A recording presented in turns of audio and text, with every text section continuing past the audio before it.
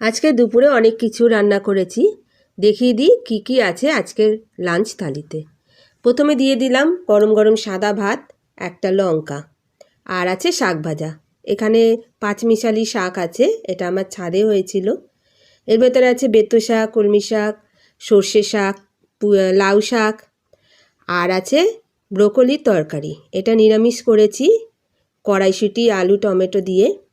তার সাথে আছে ডাল, পাতলা মুসুর ডাল, পেঁয়াজ ফোড়ন দিয়ে করেছি। বাড়ির সবাই এই ডালটা খেতে খুব পছন্দ করে। আর ছিল চিকেন, এটা করেছি পেঁপে আলু দিয়ে পাতলা চিকেনের ঝোল, এটাও সবার খুব পছন্দ। দিয়ে দিলাম চিকেন।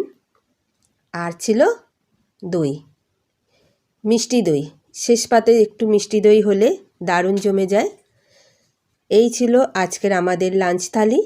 তাহলে কেমন লাগলো এই থালি জানাবেন।